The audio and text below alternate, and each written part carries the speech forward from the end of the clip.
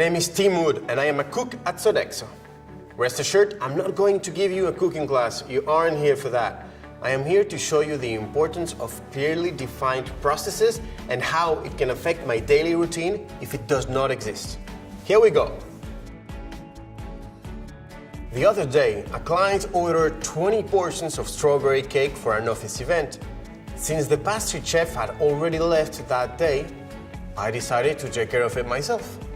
I had never made this kind of cake before, so I browsed for the recipe before selecting many of the ingredients from the storage room. There were plenty of ingredients and an enormous choice, so it wasn't a problem. I then ran through the kitchen to pick out my utensils, spread throughout different rooms. Once ready to get started, I realized that I needed to order fresh strawberries. Fortunately, the fresh food delivery van arrived 20 minutes after I started worrying about strawberries. I then prepared the cake, but increased it to 25 portions, just in case there were more people invited than planned. We wouldn't want them to run out, would we?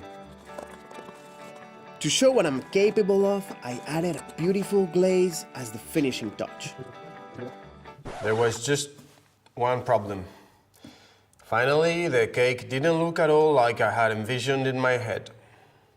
After all, it was my very first effort. So I decided to make another one. I wasn't about to admit defeat, and then again, I was the only one in the kitchen.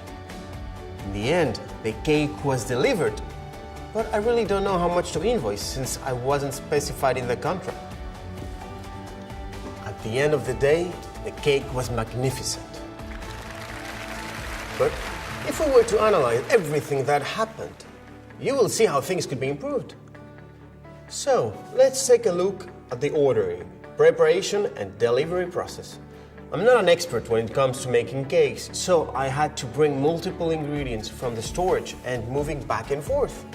That means a lot of transportation waste. T. The storage room holds tons of ingredients. This ingredients storage system was not optimized and well organized. I am quite sure that we have many things that we don't use often or never use. That means a lot of inventory waste. I. The key utensils are located all over the kitchen. That means I had to run around a lot, leading to a waste of energy and time.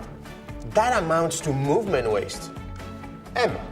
Since the strawberry cake was ordered for that very day, I had to order fresh fruit, which meant waiting to receive them. That amounts to waiting time. W. Tim knows that there will be 20 people at the event, but he makes cake for 25, just to be sure that there will be no one without a piece of cake. This is clearly overproduction, to produce more than required, or before it's required. That means a lot of overproduction waste. O. The order did not explicitly mention glaze or fresh fruit. A glaze which I botched, by the way, and which led me to make another one. I therefore went above and beyond the amount and quality of what was requested.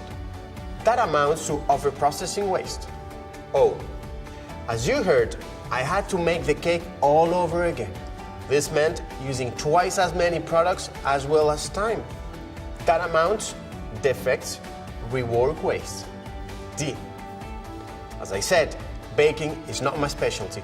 This led to mistakes, a fiasco, when I could have been busy at a task corresponding to my talents and skill sets. That means a lot of talent, skill waste. T.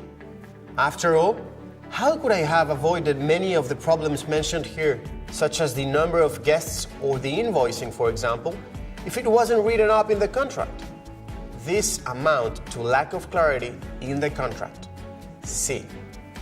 So, that is how a simple cake preparation process can be analyzed for process waste, and Tim Wood TC can be your best friend in this analysis. This highlights the need to start with a clear contract, as well as the importance of determining the conditions necessary for optimizing each person's skills in every assignment. Thank you and good luck to you as you analyze your core processes for waste and eliminate them.